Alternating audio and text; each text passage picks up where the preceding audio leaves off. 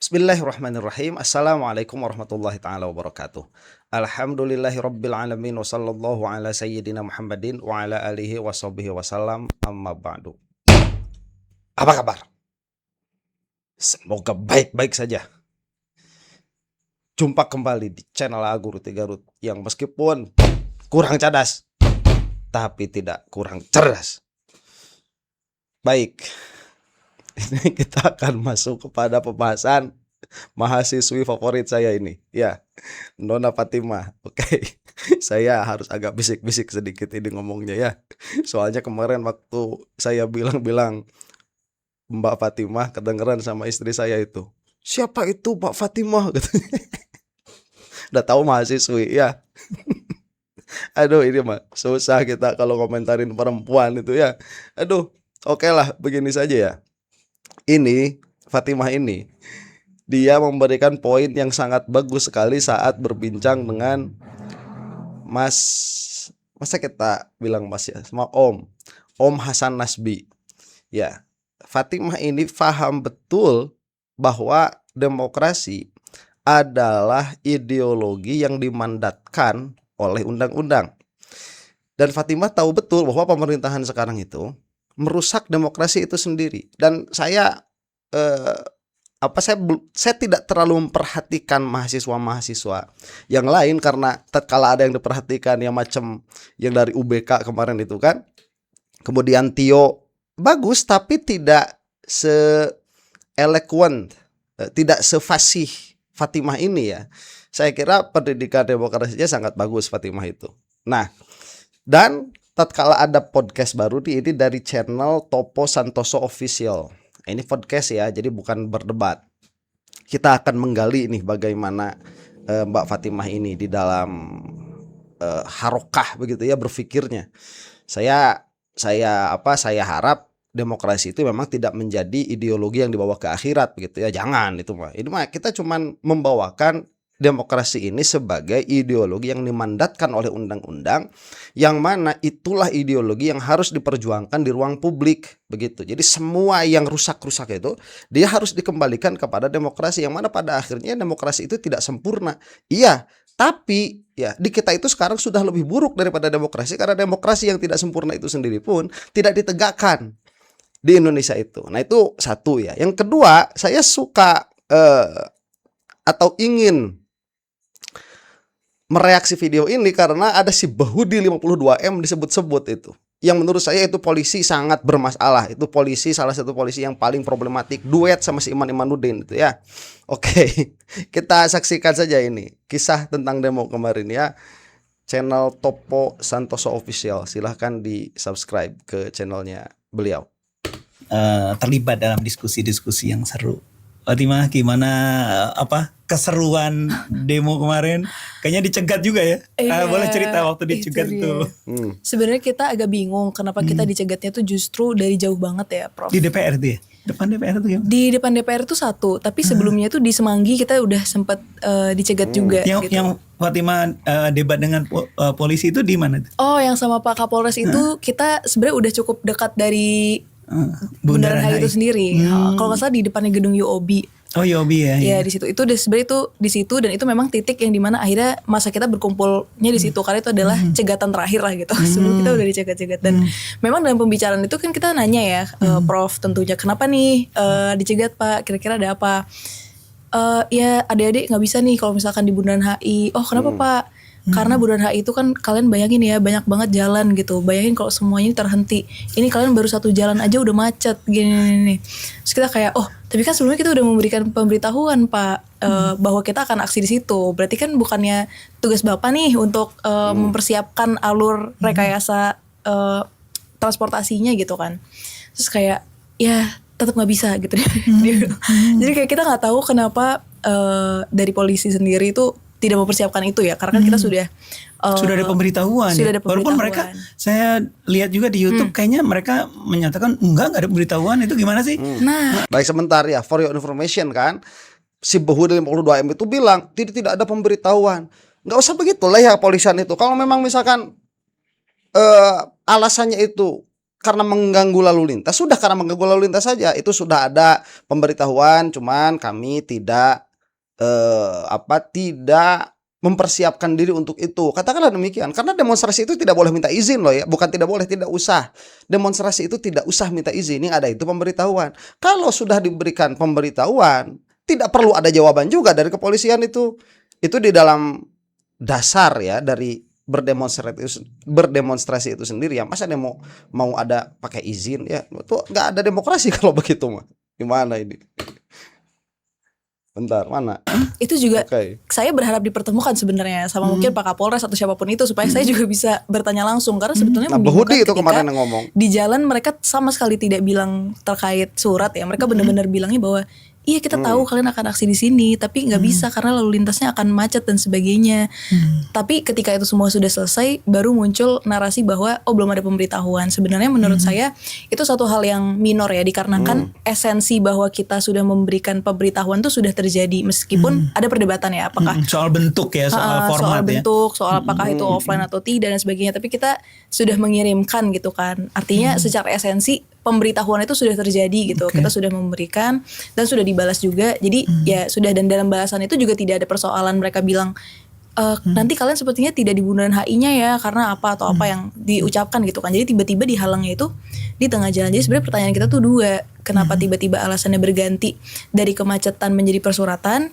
Dan yang kedua adalah kenapa kita tidak diberitahu sejak awal bahwa kita tuh tidak boleh di Bundaran HI dan baru dicegatnya itu di tempat gitu. Itu pun dicegatnya kenapa berkali-kali juga. Kenapa dari jauh udah dicegat Jadi lagi. waktu dicegat itu teman-teman masih di bis ya sebagian besar ya. Masih di bis. Jadi yang turun hanya Fatima dan pengurus ya. Iya, dan yang lainnya itu kan bis kita itu Prof dicegat itu jauh sekali sebetulnya. Jadi ini jalan panjang ya, bis kita tuh dicegat di sini. Sehingga kita tuh harus long march gitu. Oke. Nah, jadi teman-teman saya tuh lagi long march di belakang, saya dan KBM FE dan KBM Visip itu bertiga jalan duluan di depan untuk bernegosiasi dulu karena kalau seandainya teman-teman kita semuanya langsung masuk kan wah chaos gitu kan. Dan memang lucunya juga Prof ketika kita dicegat yang jauh itu, polisi itu memang secara terang-terangan bilang bahwa kayak ya sudah silakan aja kalau kalian mau jalan kaki. Oh, Jadi gitu kayak ya, jalan aja gitu iya, ya. jalan aja. Wah, kita jadi merasa kenapa ya sampai seolah-olah kita sengaja nih disuruh harus capek atau apa segala macam gitu-gitu. Kayak dikerjain gitu. Iya, jadi kita tuh bertanya-tanya sebenarnya Prof. Oke, nah. Baik, sebentar ya. Saya mau memberikan perspektif dari pengguna jalan dulu ya. Jadi pengguna jalan itu kan suka marah-marah kalau ada yang demo ya. Saya juga mungkin kalau jadi orang Jakarta kalau ada yang demo seperti itu pasti marah-marah. Dan kemudian juga memang apa yang disampaikan juga belum tentu kan mewakili seluruh perasaan masyarakat Indonesia. Itu yang harus diakui oleh para pegiat demokrasi bahwa kita bisa saja menyuarakan satu perkara tetapi suara kita juga tidak mewakili seluruh suara kan begitu. Jadi harus juga harus juga mempertimbangkan hal itu. Tapi ada tapinya. Tetap saja bahwa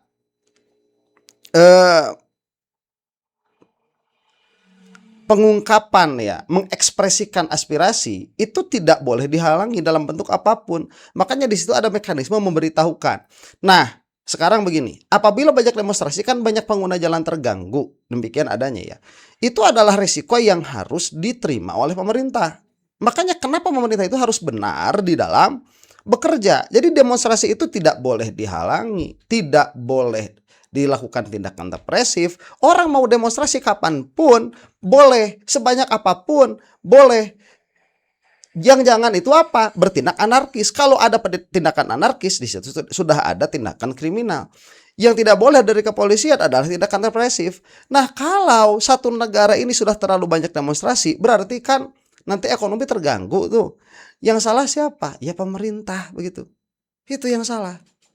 Makanya harus didengarkan aspirasi ini karena pemerintah hasil pemilihan dari suatu sistem demokrasi itu pada akhirnya tetap menjadi pemimpin seluruh warga dari negara itu sendiri begitu. Jadi yang dilakukan oleh kepolisian kemarin itu menyedihkan ya karena memang beberapa mahasiswa UI juga mengatakan, ayo kalau memang ada kalau memang tidak ada suratnya, kami punya buktinya. Itu banyak kan yang berbicara, bukan Mbak Fatimah ini sendiri begitu yang berbicara demikian. Yang menjijikannya itu si Behudi bilang, ini tidak ada pemberitahuan begini dan begitu, seolah-olah perbuatan polisi itu adalah sebagai tindakan yang terjustifikasi, yang benar begitu menurut pikiran si Behudi itu sendiri.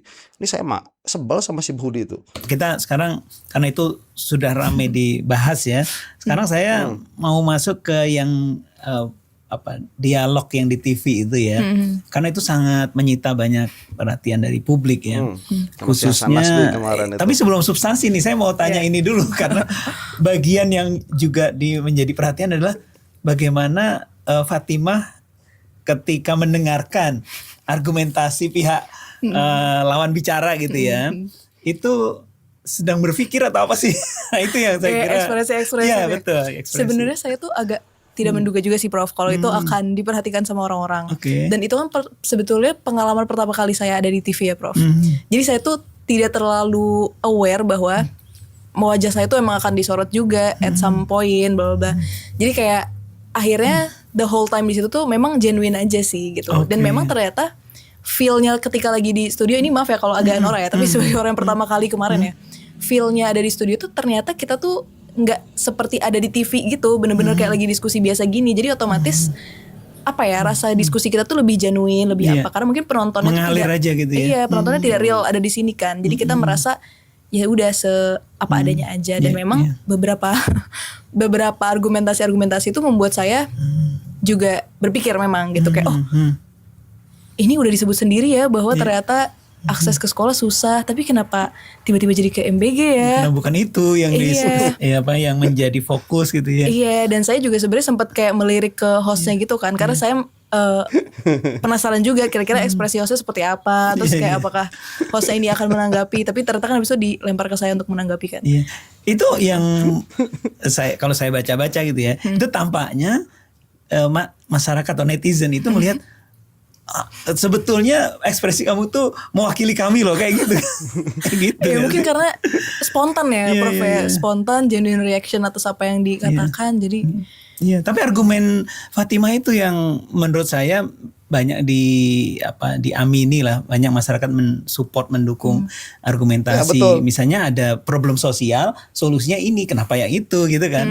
Nah, itu saya kira. Nah, sekarang terkait bentar ya. Ini ya kalau mahasiswa yang dilihat dari luar pasti akan lebih objektif di dalam melihat permasalahan karena tidak dicampuri oleh permasalahan politik. Jadi kan kalau kita mah terserah begitu. Siapa yang mau jadi presiden kan bodo amat. Yang penting betul dan benar di dalam memimpin. Itu yang paling penting. Lah kalau udah jadi pemerintah lain lagi. Mereka itu memikirkan bagi-bagi jatah, memikirkan proyek, kemudian dan lain sebagainya banyak. Itulah ya. Nah ini saya sudah merasa terwakili lah dengan apa yang dibicarakan oleh Mbak Fatimah. Ini sekarang saya mau masuk karena banyak sekali yang mau saya reaksi begitu. Ini kemarin ada Roy Suryo kan mau mengajukan pra peradilan. Nah kalau tidak salah ini yang berbicara Pak Hipnu nih. Nah betul ya kalau tidak salah Pak Hipnu. Oke. Kenapa saya loncat ke sini? Karena memang kelihatan tadi lupa saya mau mereaksi hal ini. Jadi ini kan ada perbedaan ada perbedaan cara nih. Dr. Tifa tidak melakukan pra peradilan, Roy Suryo melakukan pra peradilan. Nah, saya mengatakan kemarin jangan masuk kepada mudah-mudahan begitu ya. Saya bukan siapa-siapa begitu, tidak bisa memberikan pressure apapun kepada Mas Roy ataupun Dr. Tifa. Saya kan mengatakan kemarin sebaiknya ini tidak masuk pra peradilan. Kenapa? Karena apabila ini masuk pra peradilan, maka proses yang acak-acakan ini tidak bisa dilakukan eksepsi nanti di persidangan. Tapi Mas Roy punya pandangan lain. Beliau itu mau melakukan pra peradilan, makanya jadwal persidangannya itu lebih mundur daripada Dr. Tifa. Nah, tapi ini bagus saya kira. Kenapa? Karena ternyata yang di pra peradilankan itu bukan penangkapan, bukan proses penyidikan. Termasuk salah satunya itu konferensi persnya si Behudi itu, yang mana P21 ini sudah expired sebetulnya. Si Behudi kan mengatakan itu pada bulan Mei, berarti dari semenjak April sudah ada P21 tuh. Ini berkas komunikasi antara kejaksaan dengan penyidik ini seharusnya bisa diakses oleh pengacara ya. Cuman entah nanti apakah itu akan dijadikan permasalahan atau tidak. Cuman yang jadi permasalahan di sini adalah penangkapan Mas Roy. Nah, bagaimana nih perspektif dari seorang pakar hukum yang saya lihat ya sampai sejauh ini netral. Ini Pak siapa tadi? Pak Hasbi ya kalau tidak salah. Itu Hasan Nasbi. Hipnu, Pak Hipnu kalau tidak salah ini namanya. Kita saksikan saja nih. Prof Hipnu. Selamat malam betul. Mbak Priska. Terima kasih sudah hadir. Prof, kita sudah masuk babak baru nih ya dalam kasus tudingan fitnah ijazah Jokowi. Nah, dalam kasus ini ada 2 jalur berbeda yang ditempuh oleh Roy Suryo dan Tifauziah Tiasuma. Apa implikasi hukumnya? Ya, implikasi hukumnya jelas kalau terhadap Dr. Tifa cepat masuk ke dalam adjudikasi. Kan gitu. Tapi kalau terhadap Roy Suryo adalah harus menunggu dulu hasil pra-peradilan. Ini memang terhadap kuhab baru, Mbak. Dalam kuhab baru memang ketika seseorang tersangka, keluarga tersangka, advokat mengajukan pra-peradilan, peradilan pokoknya ditunggu dulu, menunggu dulu peradilan pokoknya. Nah, lain dengan kuhab lama. Dalam hal setiap perkara sudah disampaikan dalam persidangan, pra-peradilan menjadi gugur. Nah, disinilah suatu perbedaan. Tapi kalau kita lihat sebagai bentuk perspektif perlindungan hak asasi manusia, saya kira Pak Roy Suryo bagus juga. Karena ini sebagai kontrol penegak hukum. Karena apa? Sebetulnya pra-peradilan itu adalah sebagai upaya pelaksanaan upaya paksa. Apa itu upaya paksa? Adalah tentang penangkapan, penahanan, penggeledahan, penyitaan, penyadapan, pemblokiran. Sampai sekarang ada 9, Mbak. Belum lagi pra-peradilan di luar upaya paksa, ada 4. Jadi yang tadinya menjadi 4, menjadi 5, 9, sekarang menjadi 14. Nah, inilah yang semangat kuhab baru 2025 itu memberikan hak kepada tersangka, keluarga tersangka, atau advokatnya untuk mengkontrol dalam pelaksanaan upaya paksa. Nah, yang diminta Pak Roso itu pelaksanaan terhadap penangkapan. Nah, ini pertanyaan itu penangkapan atau itu upaya paksa? Nah, itu kan nanti perdebatan di dalam pra-peradilan. Tapi mau tidak mau memang menunggu dulu dalam kasus terhadap Pak Roy. Baik. Nah, ini kan menarik ya. Sudah definitif dikatakan oleh Pak Hipnu. Ini ada perbedaan kuhab baru dan kuhab lama. Di sini ada stressing terhadap hak asasi manusia, terhadap perlindungan hak asasi manusia, dan itulah yang saya katakan si penyidik itu tidak update. Ya, ini para praktisi hukum itu harus segercep itu terhadap terhadap hukum-hukum yang ada. Kalau di Islam dulu seperti zamannya Rasulullah SAW itu kan yang namanya hukum terus-terusan selama 23 tahun tuh. Malah sholat dari tadinya Masjidil Aqsa berpindah ke Ka'bah misalkan begitu ya. Itu yang masyhur, yang terkenal sekali kan. Kemudian waris yang tadinya perempuan tidak mendapatkan kemudian mendapatkan. Itu kan harus mendengar begini. Ini apalagi nih hukum yang baru nih. Ini apalagi hukum yang baru nih. Kan harus seperti itu. Kenapa? Karena pada akhirnya kalau kita di Indonesia begitu ya, hukum itu kan senantiasa ada revisi, ada penghapusan, kemudian ada pembaharuan dan lain sebagainya.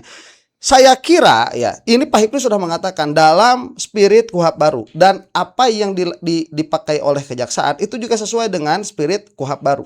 Yang mana saya kira ini seharusnya Mas Roy Suryo ini menang di dalam pra peradilan karena kebodohan para penyidik.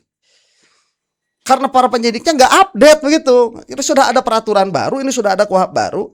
Termasuk kemarin yang dikatakan sama si Imanuddin yang masih mengatakan kami sudah mengikuti kuhab lama dan kuhab baru. Ya nggak bisa, nggak boleh itu. Ya harus satu. Makanya yang dipakai kan satu. Ini kuhab baru, selesai. Nah, kepada para praktisi hukum, terutama para penegak hukum, yaitu kepolisian, harus update. Makanya saya bilang mereka itu bodohnya luar biasa. Jadi artinya kan kalau sekarang di kuhab baru pra-peradilan dulu baru nanti masuk pokok perkaranya. Nah, dalam pra-peradilan ini apa yang membedakan pembuktiannya dibandingkan dengan nanti pada pembahasan soal pokok perkara? Prof Hipnu, tolong dijelaskan untuk publik. Ya, gini Mbak. Dalam pra-peradilan itu sebetulnya masih investigasi osjas. Belum eksaminasi osjas. Jadi masih sejauh mana penegak hukum, apakah itu kejaksaan, apakah itu kepolisian atau KPK, dalam melakukan upaya paksa itu dengan syarat-syarat formal, dengan ketentuan yang sudah ada. Jadi tidak asal comot, asal paksa dan sebagainya. Itu perlindungannya di situ. Nah, disitulah yang dilakukan nanti terhadap pra peradilan ini adalah sejauh mana pra peradilan yang dilakukan oleh Polda itu sudah ada surat-suratnya. Terhadap perkara apa? Kan gitu loh. Dalam kepentingan apa? Lah itu yang akan dilihat nanti. Apakah itu merupakan kualifikasi penangkapan ataukah jemput paksa? Lah itu perdebatannya. Kalau penangkapan agak sulit penangkapan karena penangkapan itu apa sih? Seseorang yang karena perbuatan keadaannya berdasarkan bukti menjadikan dia ditangkap. Kan gitu, Pak. Lah ini enggak. Ini adalah sebagai bentuk penjemputan kalau kita mendengar rilis dari Polda Metro tadi. Lah nantilah diperdebatkan di dalam suatu persidangan pra-peradilan diterima Bagus. atau ditolak begitu. Menarik ya. Baik, sebentar. Ini juga poinnya bagus ya. Para peradilan itu ada upaya dari kepolisian untuk menegakkan hukum formilnya itu. Pertanyaannya, apakah upaya-upaya yang dilakukan termasuk misalkan salah satunya upaya untuk menjemput paksa Roy Suryo ini sudah sesuai dengan syarat formal atau belum? Ini yang menarik, dibuka di pra-peradilan. Saya harapkan ini live ya supaya hakimnya kalaupun terbeli begitu, hakim pra-peradilannya kalaupun terbeli mendapatkan sanksi sosial. Dan saya kira ini bagus strategi dari Mas Roy dan Dr. Tifa itu. Jadi ada dua jalan berbeda. Nanti bisa dilihat mana yang menguntungkan begitu. Apakah lewat pra-peradilan dulu atau langsung ke persidangan. Karena kalau dua-duanya pra-peradilan nanti tatkala ada permasalahan dari katakanlah penyidikan tadi itu kan tidak bisa digugat lagi di persidangan. Kalau dua-duanya pra-peradilan, tapi kalau salah satunya itu dia pra-peradilan yang mana padahal proses menuju ke pengadilan itu prosesnya sama kan, itu di satu suratkan, kemudian nanti pra-peradilan misalkan ditolak, Dokter Tifa masih bisa mengajukan eksepsi di persidangan gitu. Ini Pak jenius ya, saya kira. Waduh, nggak bakalan terpikir sama saya mah. Ya memang karena saya bukan pengacara dan Bung juga tidak sehari-hari ada di situ. Ini top. Dan saya tadi memasukkan Bapak Tima itu supaya Anda semua tahu kepolisian itu sekarang bermasalah, terutama Polda Metro Jaya bermasalah. Besar sekali masalah mereka itu. Ya adalah sebagai perlindungan gitu. Dan menarik karena ini kan harus fokus pada pembuktian formil bukan material atau masuk ke pokok perkara ya seperti persidangan yang akan dilakukan kepada Dr. Tifa. Nah, sebenarnya apa saja yang harus betul-betul cermat disiapkan oleh pihak Roy Suryo maupun aparat penegak hukum untuk pembuktian tahap pembuktian di tahap pra-peradilan ini, Prof? Ya, tadi saya katakan sebagai bentuk pra-peradilan terhadap penangkapan harus memenuhi syarat formil dan syarat material. Ya. Apa itu syarat formil? Syarat formil adalah terhadap surat penangkapan. Nah, ini pertanyaan apakah penangkapan atau jemput paksa. Kemudian syarat material adalah tentang bukti. Jadi bukti, kalau bukti saya kira sudah tidak permasalahan karena yang tidak diajukan. Bukti yang diajukan adalah bukti 2, cukup. Bukti yang relevan. Nah, itu yang nanti sampaikan karena perkara ini kan sudah P21, Mbak. P21 apalagi sudah dilimpahkan. Jadi kalau sudah bukti firm tetap penetapan tersangka. Jadi yang hanya dimintakan kalau menurut prediksi saya Pak Roy Suryo itu adalah bagaimana bahwa tindakan Polda adalah keliru terhadap penangkapan. Nah, disitulah yang nanti akan suatu perdebatan tentang suatu syarat formil dan syarat material tadi. Yang agak sulit adalah Polda kayaknya syarat formil, Pak. Karena ini penangkapan atau jemput paksa. Nah, itu. Dan yang baik, itu kan beda kemarin si Arianto tadi saja tahu kalau penangkapan kan untuk penyidikan dia nggak bakalan bisa.